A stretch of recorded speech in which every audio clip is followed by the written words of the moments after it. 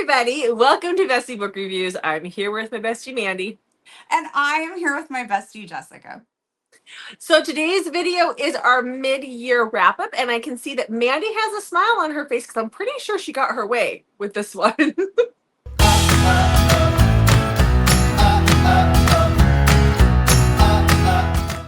Yes, so we were together yesterday, and we reviewed the video from last year to kind of see what we did.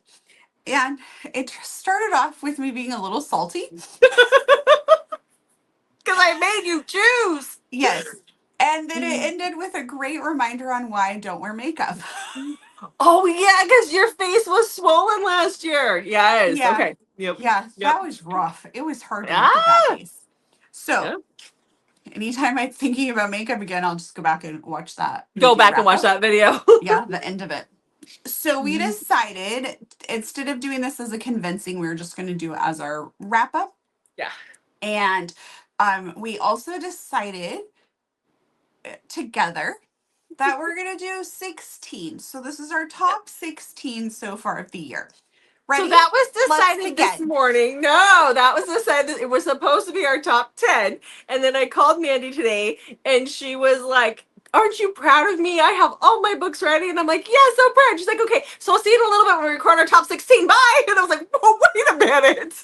So I had to go back and pick 6, and it was not easy. And I legit hung up when I said you bye. did. You legit. You called back right away, but you did legit hang up.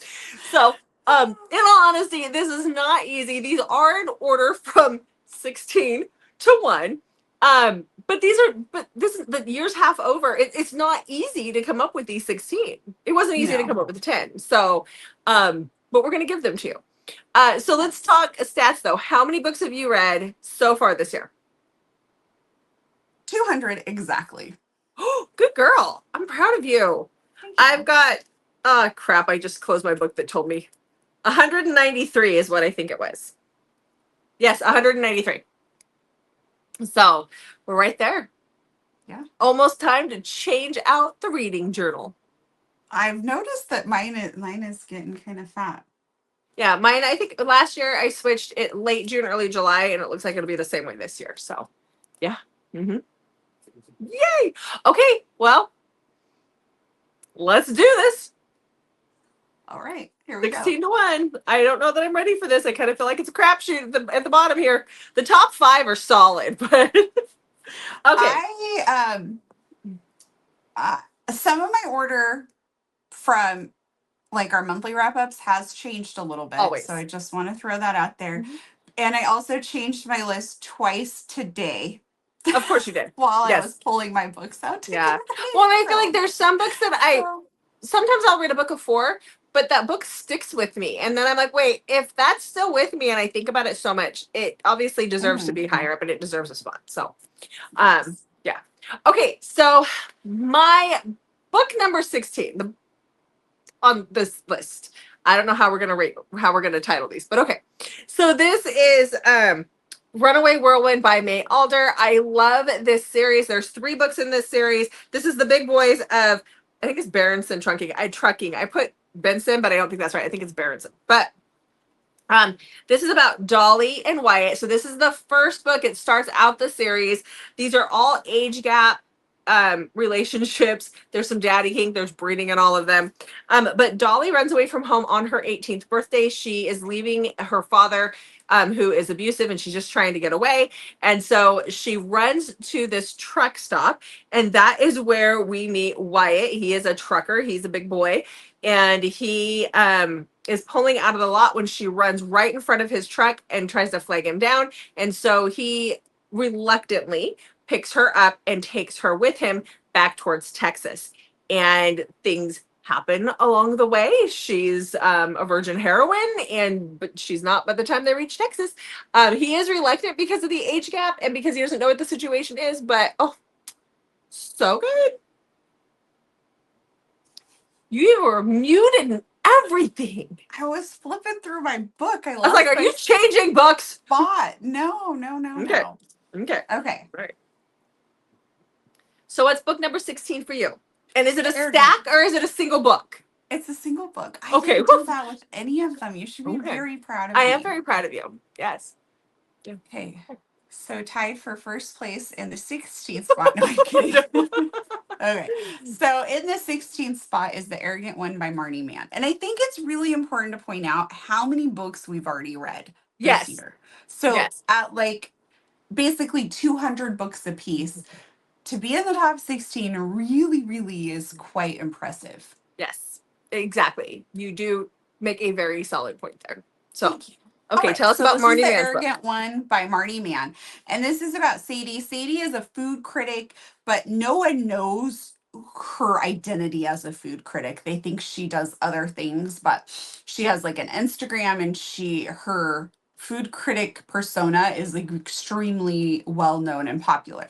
And so she is out checking out this new restaurant, and Hart is there too, and he is the owner of the Western Group Restaurants, and he is supposed to be there spying on this restaurant. He's one of the lesser known of the family, so that's why he got sent there. Like, he's not been photographed a lot, so he's the one who gets sent there to check out this restaurant.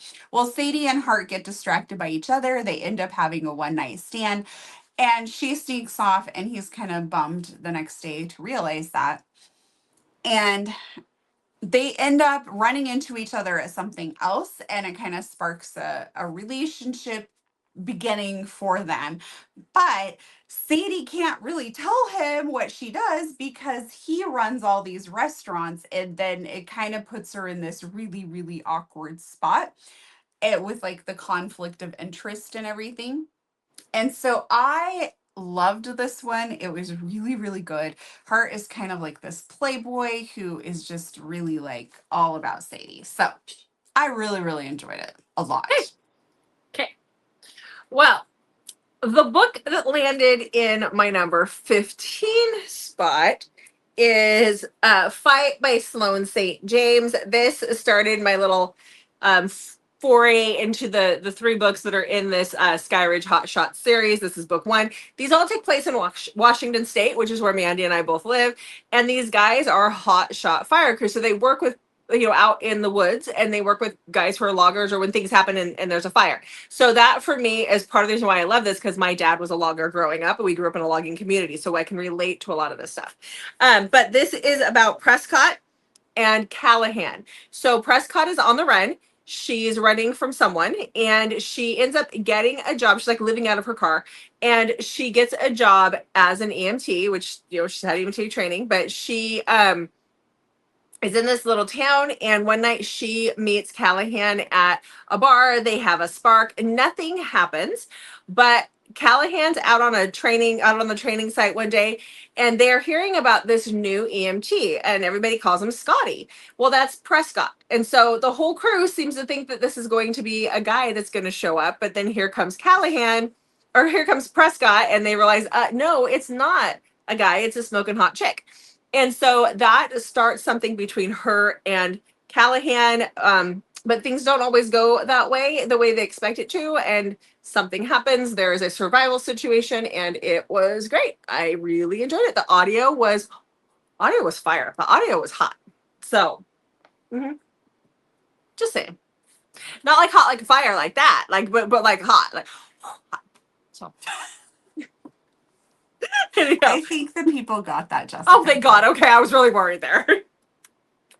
Okay, so what book is it? For 15 for me is All the Missing Pieces by Catherine Cowles. This is about Ridley. Ridley lives in her van that you can see right there, and she travels the country doing true crime podcasting.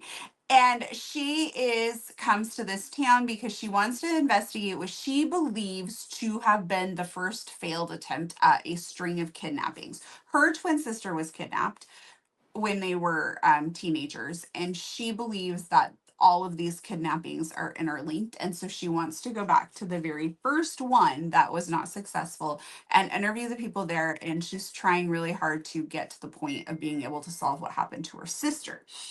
And when she pulls into town and starts asking questions, she's immediately confronted by Colt, the very grumpy sheriff who wants nothing to do with this. And he's not pleased because his sister is the one that was the one who got away, and he wants to protect her and he wants to protect the town, and he just doesn't want nosy people around.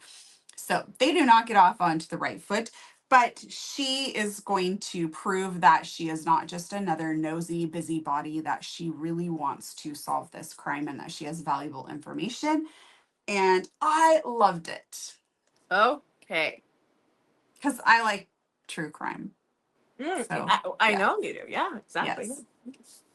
All right. Well, book number 14, the book of the 14th slot for me is Hips, Lips, and Apocalypse by Tyler Page. There's going to be a lot of post-apocalyptic books on this list. I'm just giving you guys all a warning right now. But this is about, so this is a little weird. I mean, it's awesome kind of weird. It's different kind of weird. So this takes place in a bunker after the apocalypse. It has very 50s vibes, like the things that everybody wears and the way they treat things. There's like, small town 1950s kind of situation. This is about Eleanor. When she is 8 years old, she is selected for the daughter in training program. And what that is when these girls turn 18, basically, for whatever reason, these selected girls are immune to the atmosphere, the chemicals and stuff in the atmosphere, because atomic bombs were dropped. Like, that was the whole way that we ruin the world. And so they can go out without having to wear special gear, and they can go scavenging and looking for things. So they train them from the age of 8 until they're 18. Alongside them are these boys that are selected. They're a couple years older than them, not by much, because when they graduate, they're 21. But they're being raised to be daddies in training, because when these girls are brought into this program, they're given a guardian, which is one of these daddies who's graduated this program. And it is very much a daddy-daughter relationship, a father-daughter relationship that they have. The guys go out with them, they watch them, they protect them, they take care of them. Nothing sexual happens. So now our heroine, Eleanor, has graduated, or she just turned 18, and she has graduated. And her daddy, who has been with her during this whole time for the last 10 years, goes missing, and they don't know what happened to him, and they don't have somebody else in the program to come forward to help take care of her. And so that is where they pull in Callahan, who was one of the boys who's just graduating. And so now she has a daddy who is basically her age or within a year or two of her. And they hate each other. They hate each other. But things start to happen, and not everything is as it seems. So you got a little bit of daddy kink with somebody who's not old enough to be her daddy. So Okay. all right. So number 14 for me is Mr. Swoony by Piper Rain. And this is part of the Nest series. The whole series is fantastic. Mr. Swoony is Connor. And Connor is just this hockey heartthrob. And he meets Eloise 1 week before she is supposed to get married.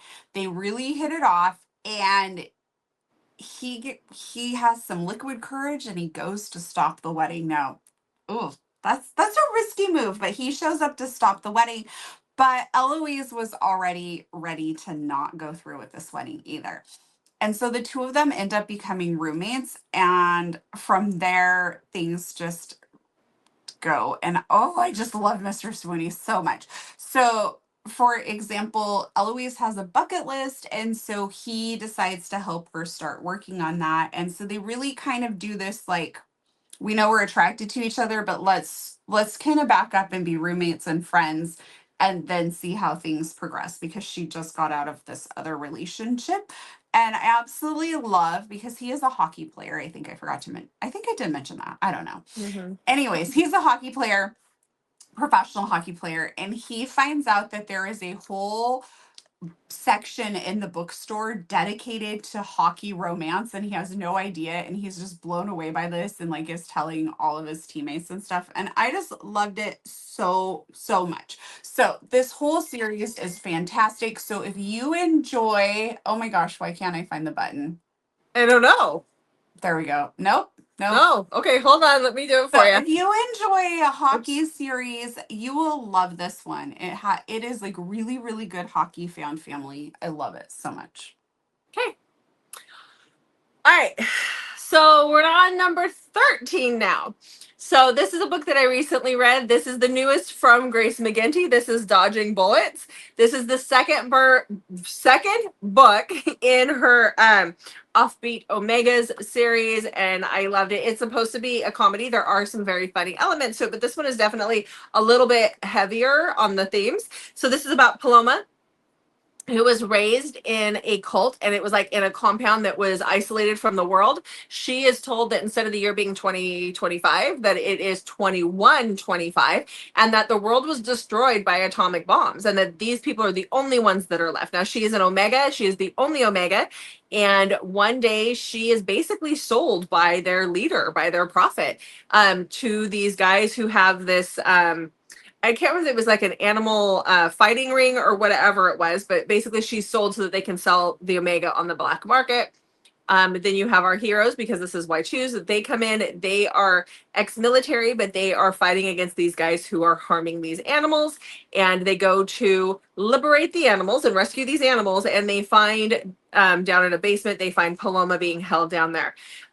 She is definitely traumatized, but she has no idea of what happens, and like she's heard of TVs, she's never seen a TV. She doesn't know what cell phones are. Like, she doesn't know anything. Like, she goes to the zoo with them and she thinks that certain animals are extinct, and it was just really sad reading that. But I loved the book so much. I loved her connection with these very damaged alphas. It was great. I want to read that one, I think. Yeah, you liked Ruffled Feathers. I think you like it. I did. I enjoyed this one a lot.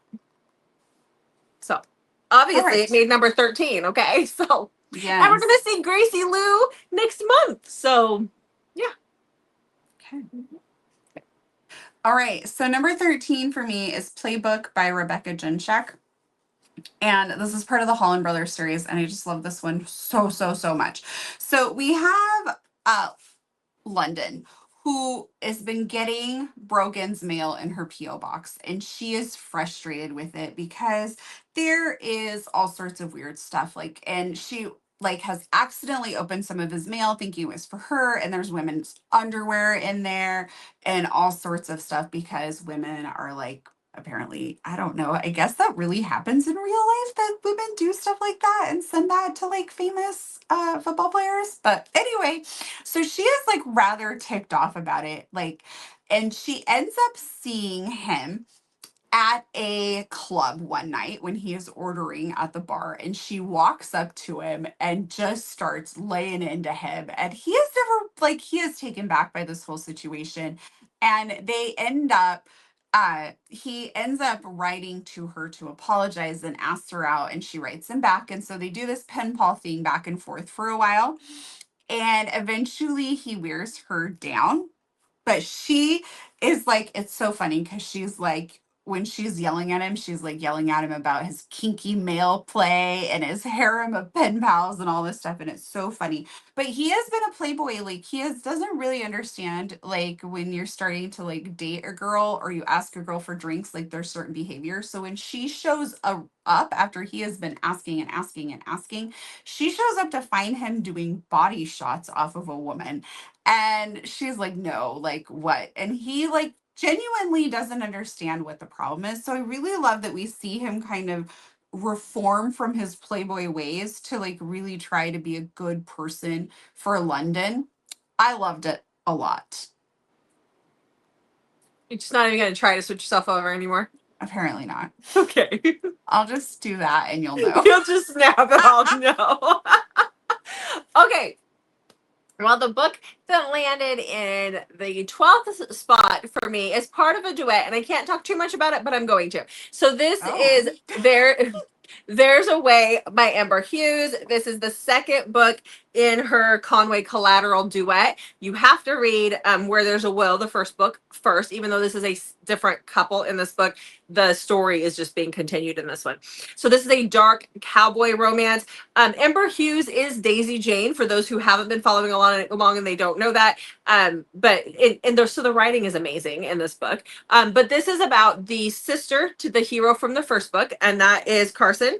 and Garrison, who we met in the first book as well. And now Garrison was not one of the best guys in the first book. And so this is basically his redemption story. And we find out a lot about him in this story because he takes Carson captive, and it's for her own good. So there you go. Okay. So my heroine was kidnapped for her own good. What's up with your next heroine? Well, my next one is What's Left of Us by B. Celeste. And this Okay. is about Georgia and Lincoln. Lincoln is a police detective, and his partner was shot and killed, and he's really struggling. He's blaming himself because he believes that part of this happened because of his wife. And him and his wife are not together. They have divorced, but they are still hooking up randomly. And so what we see here is flashbacks of how they got together and how everything fell apart and where they are now. And so this has kind of got like a romantic mafia suspense thing going on in it, so I don't really want to give too much away. But basically, Lincoln is a detective who married Georgia to protect her from her father, who is involved in a whole bunch of really bad things, which just led to like a spiraling of his entire life. Okay. We'll call it at that. It was That really, works. really good though. Very Yeah, different I know. from I a lot need of to the read stuff that I've read. one. I got that from her when we were in Phoenix. I need to read it still. Yes, I actually spent time looking for the book on my shelf today when I remembered that I didn't actually buy that from her. You did. I I did. had other books of hers to sign, Yes. and I'm like, that's Yes. right. I don't actually own. Yeah. But it probably stuck with you because we ran to her table so I could make sure I got that book. So, Yes. yeah. Yep. Okay, so book number 11 for me is Read by BJ Alpha. So this is the latest in her Storm series. We'll be getting Mace's book here really soon. I can't wait. But this is Reed's book. So Reed is a lawyer, and he is away trying to secure a business deal when he meets another lawyer who is Gia in the hotel bar. And they have a one night stand, a crazy night of sex, and they don't exchange names or anything.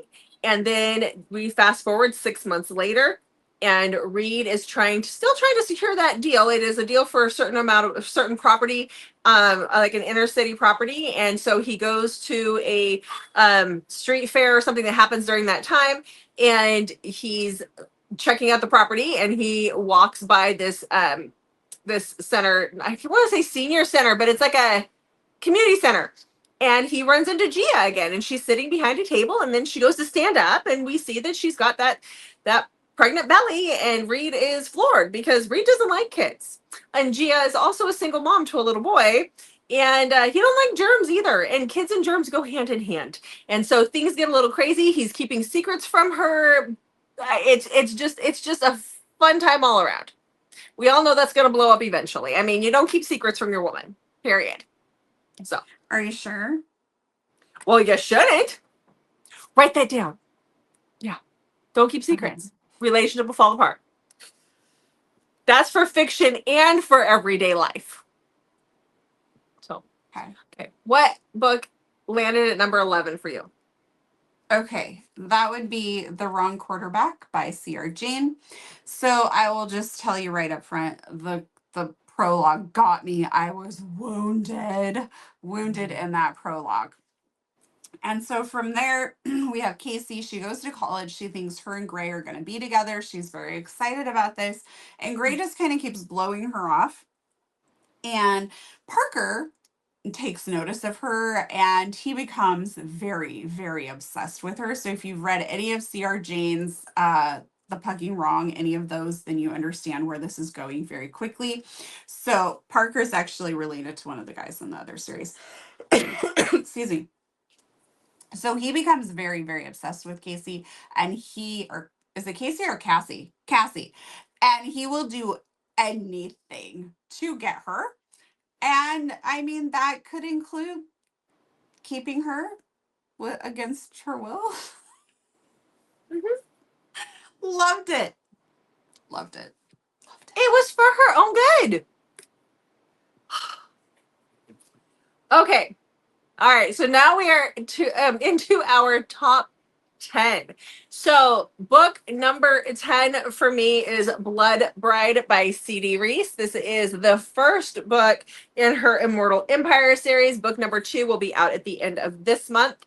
I'm so excited for it. This is about Luna, who receives information that she's a letter that she has family in Italy, and that she has inherited some money in Italy, or she's inherited some stuff from this family. And so they send a private jet for her, and she is flown to Italy, living the high life. But when she gets there, she realizes things are not as they seem. They're things are a little mysterious. Things are happening. She meets Carmine one day, and Carmine basically enthralls her. Like, there's just something about him. He's very mysterious. She starts having dreams about him. She starts having visions. Carmine is a vampire, and he has a wooden stake that's been has gone through his chest, and so that he doesn't have a heart. He has a stake there, and he has to drink a certain type of blood, which she possesses, in order to survive, in order to live. And so her family is supposedly has this bloodline. He holds basically a marriage auction, and it's between her and somebody else who's going to marry him. She doesn't want to. He's got her enthralled, though. So, she has to go through with it. Or she's being forced to do it because she's a part of this family. And things go from there. It does end on a cliffhanger. Audio is amazing. Can't wait for book number 2. I really want to make a comment about the special edition you're missing. Kills me every time I meet C.D. Reese. But it was, I think it was originally 90. Now I think she has it down at 70. But still, it's $70 for a book. No, it's a lot. It's a lot. Okay, so my next one is Wicked Love by Willow Aster. So this is Bowie. Bowie is all about football. He's all about his teammates, and his number one priority, being a single dad, is Becca. And Becca's mom is not in the picture at all. Becca has Down syndrome, so he is very protective of her, and just that's all he cares about. He doesn't have time for dating. It's football and Becca. And we have, oh my gosh, why did I forget her name? Poppy. Oh. Poppy, who kind of comes in and is just like a breath of fresh air for the friend group and for Bowie himself. But what really happens is she works at the school that Becca goes to, and she really, really bonds with Becca. And her and Bowie end up at a wedding together. They decide to spend the night together, which leads to an unplanned pregnancy.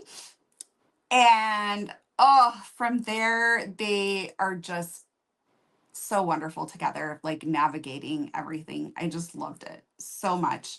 Also, I just want to say the narration for this book is really, really good. It is narrated by Samantha Brentmore and J.F. Harding, and then Lily D. Moore does Becca's lines and or narrates for Becca. And the whole book is just really, really special. So highly recommend this one. And for those that don't know, Lily is a Down syndrome actress, right? Yes. Yeah. So that's really cool. Okay. Well, book number 9 for me, I've talked about it a few times, obviously, because now we're getting into the list of the books that we've loved this year. So that is Red Rabbit by Devin Rivers. So this is dark, definitely check triggers. This is about our heroine, who is Caitlyn, and she gets on a flight out of the Arctic Circle where she's been visiting a friend. It's like a 4-seater plane, and she's getting on this flight with the pilot and this guy she meets at the airport who's in handcuffs, and the marshal who's taking him to wherever in these handcuffs. And we don't know why, but that is Graham. And so before she gets on the plane, she does have a boyfriend or fiance or something, and they're in a fight, and she has it on speakerphone, and she happens to look up, and Graham has been listening to this whole situation. And so they get on the plane. They're in the plane for a short while when the plane decides it's not going to stay in the air anymore. And she and Graham are the only ones to survive. And so now they have to survive in the woods. But there are other things in the woods that are more dangerous than that plane crash. And we see that happen. And we see the consequences of that. It gets wild, it gets dark, and it gets scary real quick, fast, and in a hurry. Loved it. Okay. So my next book is Buried Dreams by Natasha Madison. This is part of the Dreams series. It's number 3. This is Brock and Everly's story. So Brock and Everly were together when the accident happened. And then when we're seeing the other characters, their stories take place in book 1 and 2, we know that Everly is gone and that Brock has kind of turned into, how do I want to, he's just very closed off, bitter and grumpy. That's a good way to put it. Everly returns home to help her mom with the bakery. Her mom has had a stroke and has been ordered like not to work. And that's really difficult for her mom. So Everly is there to kind of force her mom to rest and then take care of the bakery. And then Brock walks in with his daughter, who is about the same age as when Everly left shortly after. And so there's like a lot of hurt, a lot of betrayal, and a lot of feelings, I guess, of betrayal that need to get worked out in this second chance romance. Okay. All right. So the next book is actually the second BJ Alpha book I have on this list, and that is Stone by BJ. This one is a little bit more taboo.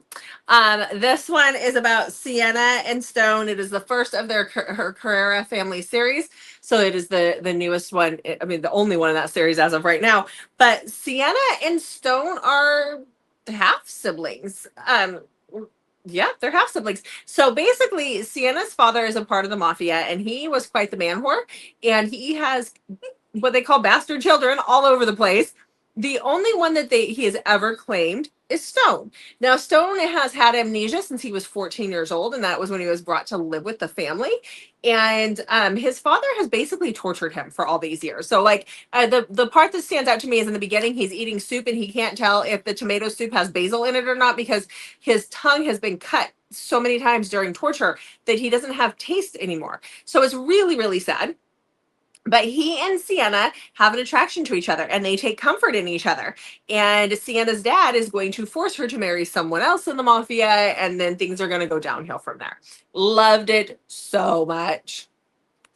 So much. Okay. Ready for my next one? Yeah. That is Here and Now by Corinne Michael. So Miles, in my review for this one, I wrote Miles is like the book boyfriend of 2025. So he goes and buys coffee every day from Penelope where she works. But get this, he doesn't like coffee, but he goes every single day and buys a coffee just so he can interact with her because he has a crush on her. Penelope she's on the run. Her and her son are on the run. And she doesn't get to stay in towns for very long because of what's going on. And so she doesn't want to start a relationship knowing that nothing can ever come of it. And so she's like really trying to keep Miles at a distance. And Miles is just, okay, very protective of her. And he will burn the world down for her, but he also respects her boundaries on this. He coaches hockey for his sister, even though he doesn't want to. So his sister's son. And so he also coaches Penelope's son. So he develops a relationship with Penelope's son and just really begins to care for both of them so much. And he also plays on a Frisbee team and has like that big disc energy. I loved it so much. It's definitely romantic suspense. So there's some things that I don't want to share beyond what I've already told you because I don't want to give anything away. But Miles, so good. Okay. It's kind of fun going back and visiting some of these favorite books that I read a while ago and remembering like, oh yeah, that was such a good book. That one. Yeah, exactly. And then hearing some of yours where I'm like, dang it, I still need to read that. Same. Yep, same. All right. Well, book number 7 is Sin and Redemption by Cora Riley. And I will say that when I read it, the audio wasn't out, but the audio is out now, and Tor Tom does the narration. So go listen to it. It's going to be good. But this is about Sarah and Maximus. So this is basically a spinoff of her original Born in Blood series. This is the children's story. She's been doing those a lot lately, but this one, I didn't realize until I started reading it that it was kids of the other ones because it wasn't a part of her Sons of the Father. At least she didn't put it out as part of her Sons of the Father. But anyhow, Maximus is the son of Growl from the first series. And Sarah is the daughter of the bodyguard and the little sister from the first. Do you remember his name, Mandy? What? No. I don't either. It'll come to me later. Anyhow, but the bodyguard and the little sister, Arya's little sister. So anyhow, if you guys, I'm sure light bulbs are coming on for everybody who's read that. Anyhow, so But us. but us pretty much, yeah, probably. Anyhow, they run in the same circle. They're a part of the familia. They've grown up around each other. But Maximus is older than Sarah, and they just, even though they've kind of grown up together, they haven't grown up like cousins or siblings or anything. They're not related. They're not blood related, but they've grown up around each other. They know of each other. And so one day she needs a ride. Her dad is busy. Her brother is busy. And so they send Maximus to pick her up. And when they do that, like, he has to assure her that her father's aware to keep her honor. Like, her father's aware, her brother's aware, he's taking her straight home, and that's it. Well, they get ran off the road by the Russians, and they get taken captive. And when they are taken captive, the Russians basically force Maximus to have sex with her, and they film it to use it against her dad.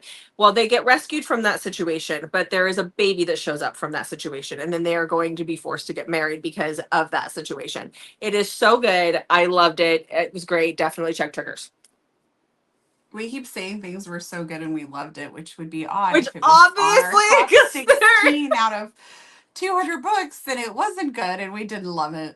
Yeah, that'd be a little odd, but we just can't help it. Gotta just really nail that in there. Yes. Yeah. All right. What's book number 7 for you?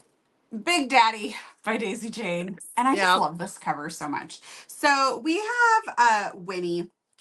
And so Big Daddy is Quincy, and he is Brielle's dad in one of her other books, if you've read that one. And he's kind of controlling. He's kind of an ass. He's been a single dad. And so he kind of is like, I have all the money, so I control everything. And so he pays for Brielle's apartment. And Winnie and Brielle are best friends, but Winnie has actually never met Big Daddy because they became best friends like in adulthood, like in college and that sort of thing. And Brielle and Quincy don't have exactly the best relationship. And Quincy goes into her apartment one day and finds Winnie there crying. And even though he's kind of an asshole, he, like, seeing her cry does something to him. And then he finds out that she's really struggled. She has not had any help. And so she just found out she lost part of her job.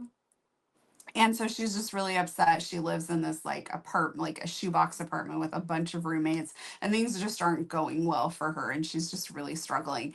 And he decides that he is going to do something about this. So he decides to give her a job, and he demands that she is not allowed to sell feet pics and she's going to work for him. And that is that. And the two of them, like, she challenges him a lot on the things that he says and how he behaves. And we really see some relationship growth with Big Daddy throughout this story and his relationship with his daughter. But that being said, neither one of them have told Brielle what's going on between the two of them. So I loved it a lot. I just giggle at the whole feet pics thing because whenever we have an event, Mandy's like, get those feet ready. I know, but yet Gotta you make money for haven't, books. and then you complain about money. I am not going to sell feet pics. First of all, they're not that cute. Okay? You're the one that goes for pedicures all the time, not me. I have a scar on my foot. Yeah, but I've got boats. You've got shorter feet than me. I've got size 10s. They're long and skinny. It's the only skinny thing on me. For that. Probably. Oh my gosh. Okay. Book number 6 for me is Omega Founded by Mae Pierce. This combines some of my favorite things. Omegaverse and Wild Wild West and really hot alpha white shoes guys, and then a lot of inks. It was great. So this is about Esta. She is on the run from something, like a lot of my heroines are. And so because she's on the run, she decides to go out to what they call the Deadlands in this world. It's kind of an adjacent world to ours, but the Deadlands. And she is a mail order bride. When she gets there, she meets her future husband, Hale, And before she can tell him anything about herself, he drags her off to get married just right away. Well, Hale is an alpha, and he does not like omegas, and he believes that our heroine here, Esta, is a beta, and so he's happy with that. Now she's trying to tell him that she's an omega, and then he tells her how much he hates and loathes omegas without telling her really why, but he hates them with a passion. And so she realizes that she's gotta hide her designation to stay safe. And so she's out on his farm. There's some other stuff that happens between his brother and one of the farm hands that's there. But when she starts to go into heat, she is rejected by her husband, and it is a huge deal. The grovel. I have never seen a grovel done this well. She makes that man pay for it. And I loved it. I was here for it. So this one, I just realized that there is another book coming out in the series soon, but I think it takes place in present day. And I want one back in the Wild West. We'll see. We'll see how that goes. I'll still read it. So I think it's coming this summer, but yeah. Okay, what was book number 6 for you? Obsession by Harley Beck. That's a good one. Yes. So we have Savannah, who is a news reporter, but she has just started being a news reporter. Like, she's only been on the job for a few months when she gets called in by her boss and is told that she is getting one of the biggest stories ever. And that is to interview Robbie, who is sitting on death row for murdering 14 women. And he is about to be executed. And he has agreed to do interviews, but only with her. And her coworker, Elliot, is not happy about this. He's been at the paper a lot longer, and he's pretty displeased by it. So Savannah goes to meet with Robbie, and Robbie he knows things about her and has some connections that she has to try and figure out what exactly is going on. Like, why did he ask for her out of like all the news reporters in the world, basically?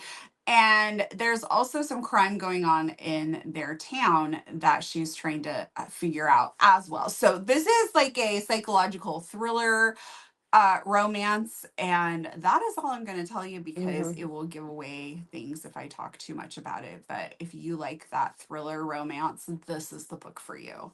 It is also dark, so check triggers. Yep. Okay, now we are at our top 5. Ooh, are we? We are. So book number 5 for me is Born for Lace by Nikki Harris. This is the second book in her Cradle Commons series. You probably should read them in order, just FYI. Otherwise, you're going to be like, what is happening here? So this is about our heroine, Dahlia. She is a lace girl. And in this dystopian world, basically a lace girl their job is to give comfort to these elite members of society. And they're purchased by one guy, and he is their master, and they drink a tea that kind of puts them to sleep, and then the master does whatever to the girls, like he's supposed to have sex with them while they're sleeping, and then when they wake up they have no clue what was going on, and that's the comfort they provide. I find it very interesting. I wouldn't want that to happen, but anyhow, so she is a lace girl. Now she and this other lace girl are on the run. They've left. The other lace girl was pregnant. And so in the beginning of the book, she dies giving birth to her baby, and she begs Dahlia to keep her little boy safe, keep the baby safe. There's a reason why he has to be kept safe. And so she tells her that she's arranged passage out of this area that they're in into a safer area for her little boy. And so she goes to find, and she did that with this guy. So she goes and finds that guy, and he has another person with him who is Lagos. And Lagos is one of these 7-foot tall hybrid humans with the third eye that Mandy cannot forget about. And eyelid. Eyelid. Yes, not an eyeball. Eyelid that keeps the dust out of his eyes. And they go on this adventure together to get her and this baby to safety. She and Lagos don't like each other at all. Well, I mean, she kind of likes him, but he is not nice to her. But we find out why later. It's a total enemies to lovers type situation, and so good. Yeah. Okay. So we are in the top 5, which just means I'm just going to be like, this was so good. I loved it. Every single one. Yep. Where it just becomes harder and harder to talk about the books that we love so much. It's hard to talk about them for some reason. But I shall do my best. Okay. So this is The Apple Tree by Julie Ann. this has my favorite, like that forbidden taboo love story. So we have Eve. She's the preacher's daughter. She has just graduated from high school, which is very important to note. And then we have Kyle, who moves next door. And he is 10 years older than her. He has a son, and he is now the new math and football coach at the high school that Eve just graduated from. So you can kind of see where this is going. So Eve spends a lot of time with Kyle. She does babysitting for him, and she kind of gets him to agree to let her go along on their adventures because she's been sheltered a lot being the preacher's daughter. And this is going to lead to the two of them really starting to connect on a deeper level, which freaks Kyle out because he's 10 years older. She's just graduated high school and he is the math teacher at this high school. So it becomes quite the situation for him. Eve is also struggling with something, and I won't give anything away, but I just want to say I loved how it was dealt with in this book. You don't typically see that in stories, and I loved it. So go read The Apple Tree if you like some forbidden love. That really Okay. is forbidden. It is not forbidden love when you work at an office together and you're just not supposed to date. That's not forbidden to me. Nope, not at I all. like it to be forbidden. Really big forbidden. Yep. Yes. Okay. Well, book number 4 for me is Hunger in His Blood by Zoe Draven. This makes Mandy giggle. This is the third book in Zoe's Brides of Kylor series. Again, I think you can jump into this one as a standalone, but I wouldn't. I would start at the beginning. They're all great. This so far has been my favorite though. But this is about Irina. She is a basically a maid, a house servant to Calder, who is like, he's not like the king, but he and his brothers each rule a different part of this world, or this land in this world. And so he's the, I don't know, regent or whatever for that area. And so she works in his in his estate, and she is human, and he is Kylor. So he drinks blood. He's got wings. He's got the whole nine. It is alien. And one day, like, she wears this really strong perfume, and it drives him nuts. But she was given this perfume by somebody that she's very close to, and so she wears it all the time. Well, one day she ends up cutting her hand when she's in the same room with him, and he can smell her blood, and he realizes that she is his blood mate. Like, she is the person he is supposed to be with. That is whose blood he's supposed to drink. It's like a whole thing. And so he arranges a contract between the two of them for her to be his blood giver. But basically, when you're with a blood giver, it turns into a romantic relationship typically. Like, it's like they're fated mate, like they're supposed to be together. But he has some prejudice because of his uncle falling in love with a human and basically losing the kingdom because of that. And so he won't allow himself to give into that. So what happens when she figures this stuff out, finds out she's pregnant, and she's already taken off and left him by then. And it's like a whole thing. It's so good. It's so good. All right. Okay. So, number 4 could possibly bump up higher as the year goes on because it is part of a duet, and the second book is coming out really soon. And so it left on a cliffhanger. So that's why it ended up in the number 4 spot. And I moved things around quite a bit with my top 4 Okay. or 5.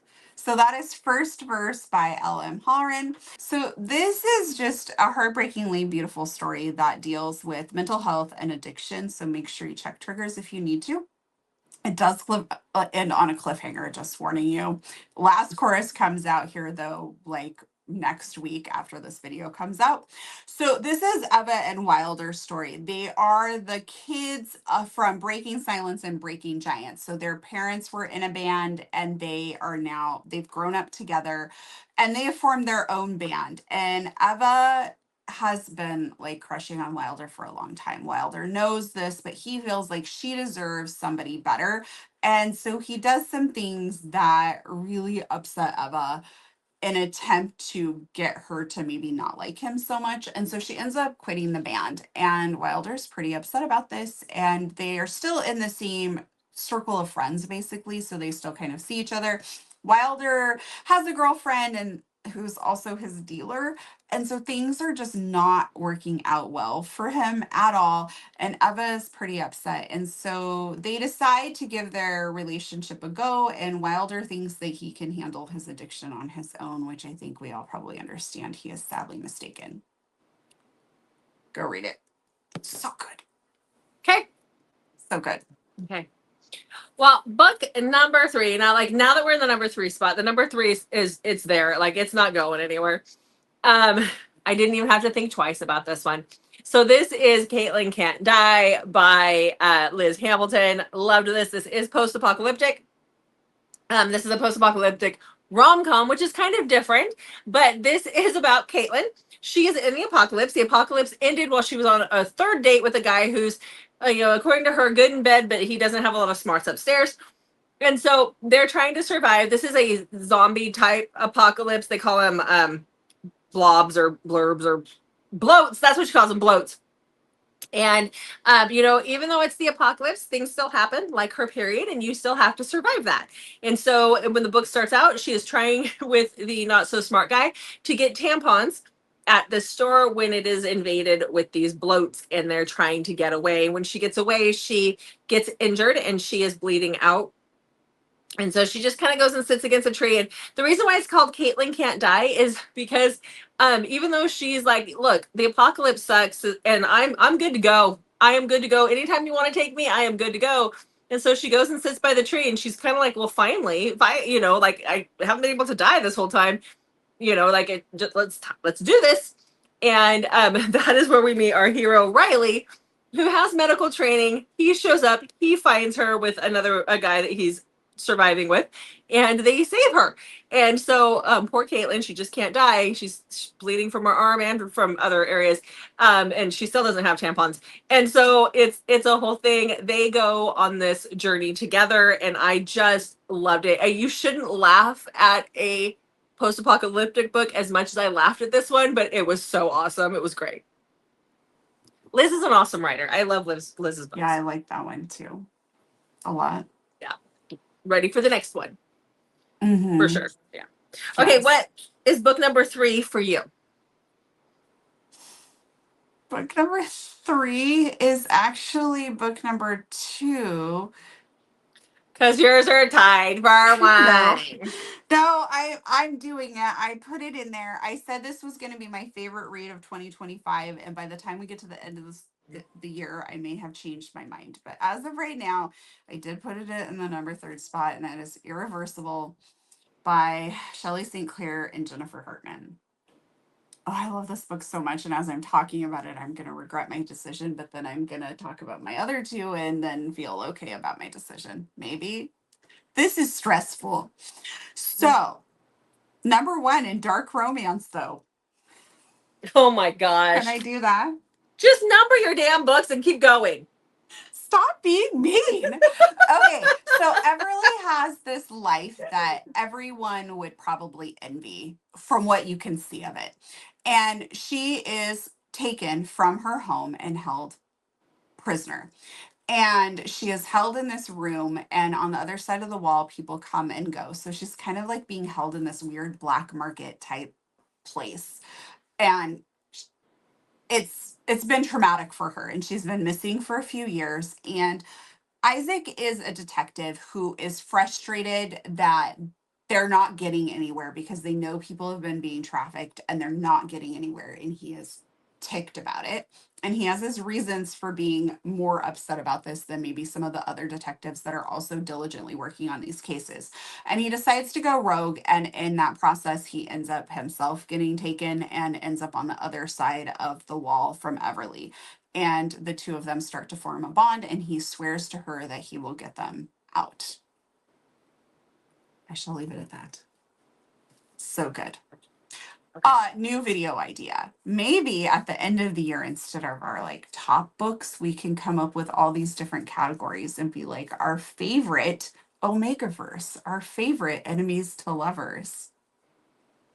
Or maybe we just do that as its own video. Mm-hmm.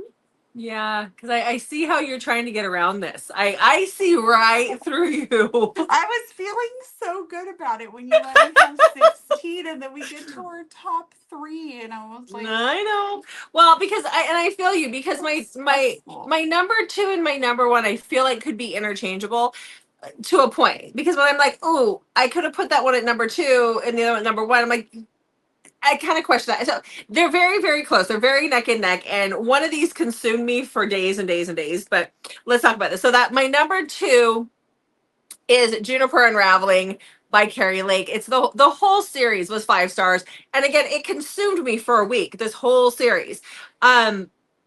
So, but it is number 2 because my number 1, I think about all the time still. I mean, I think about both, but yeah. So this is about, so this is, to explain this one's a little difficult. This is post-apocalyptic. This is dark. It is very gothic feeling. So definitely check triggers if you have them.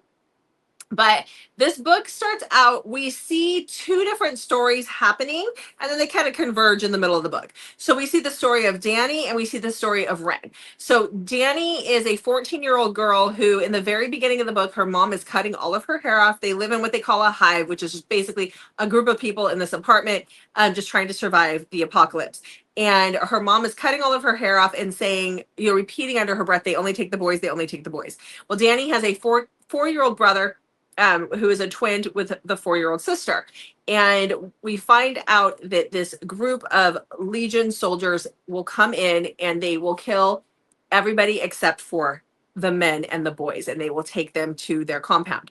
And so Danny's mom is ultimately trying to save her life during this time. And so her brother and she are taken to this compound. And at this compound, she actually gets the attention of one of the doctors and becomes his assistant. She is separated from her little brother. And then there's a lot of testing that happens here. There's a lot of human testing. They're trying to, fight off the zombies or fight a cure for this whole zombie situation that's happening, but they're doing it in a very wrong way, in a very unethical way.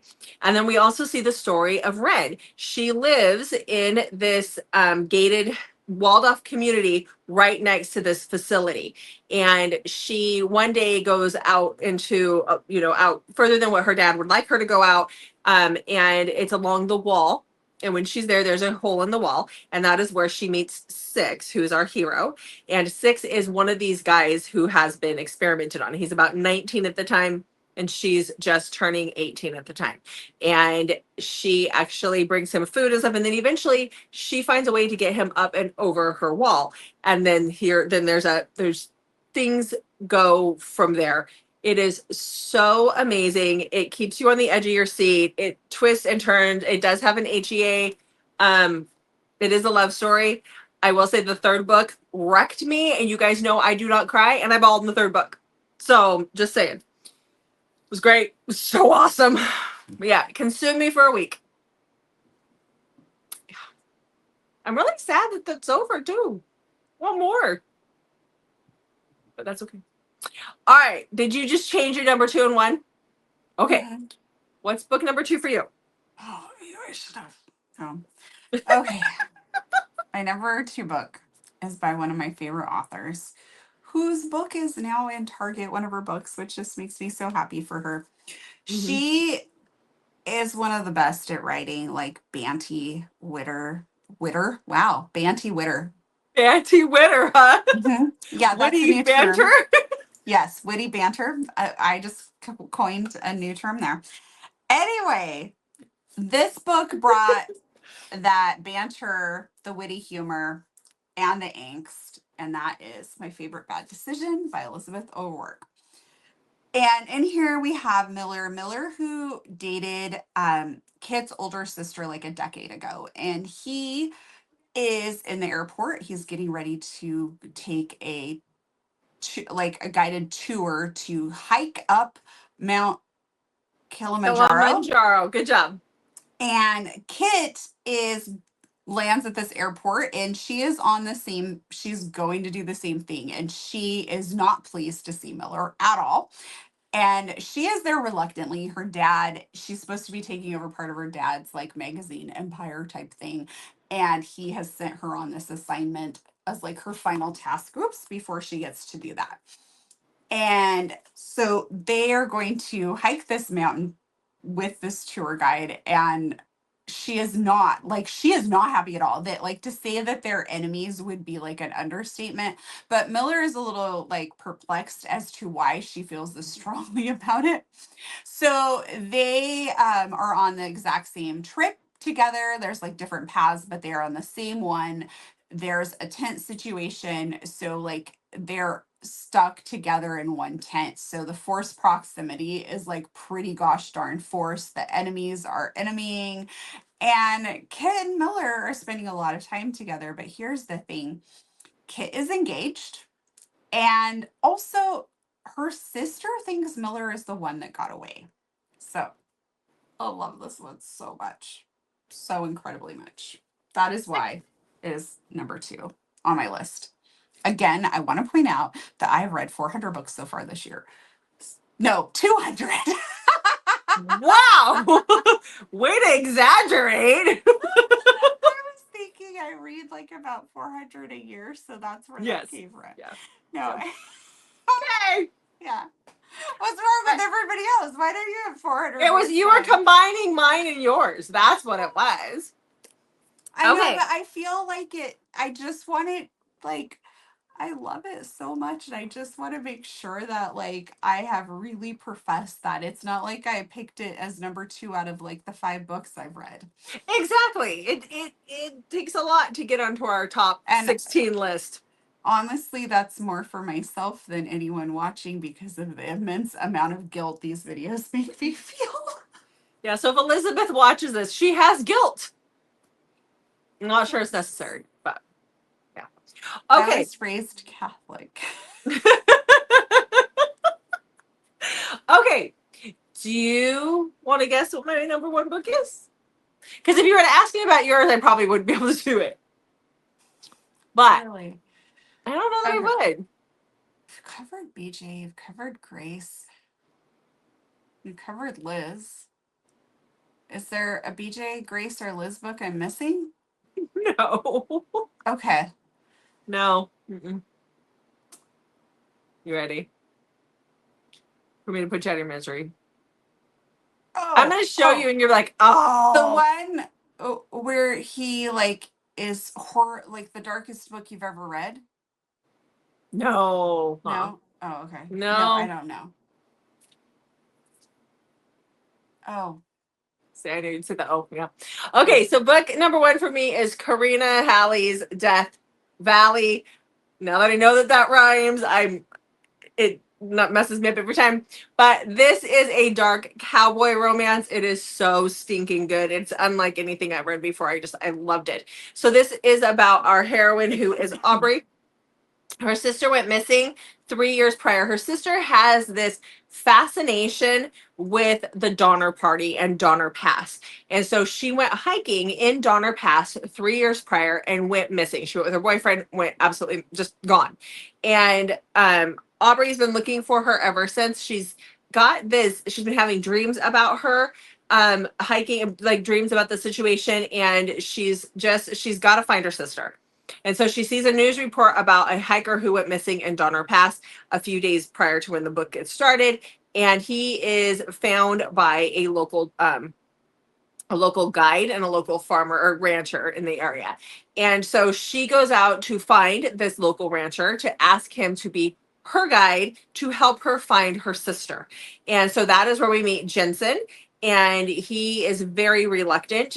He does not want to go up into those hills. There are things in those hills, and he does not want to go up. There's a lot of spooky stories about what happens in Donner Pass. There's a lot of like old wives' tales and those kinds of things. And so he does not want to do it. But she makes him an offer he can't refuse because he's about to lose his ranch. And so they go out into the hills with a team of people to look for her sister. She knows that she's not going to find her alive, but she has a feeling that she's still going to find her. This is very much Yellowstone meets Game of Thrones White Walkers, and it is so friggin' good. I loved it. I was reading at night and I'd have to put it down because I'm a total chicken, but I loved this book. Obviously, it is number one out of roughly 200 books. It's amazing. Okay, I am not going to be able to guess what your number one is. Okay, I read this book early in January, and I declared it my favorite book of the year. You've declared like 5. No, that's your number not one. true. Yes, you have. No, it's not true. Mm-hmm. It's a Julianne book then. It is. Okay. A Place Without You.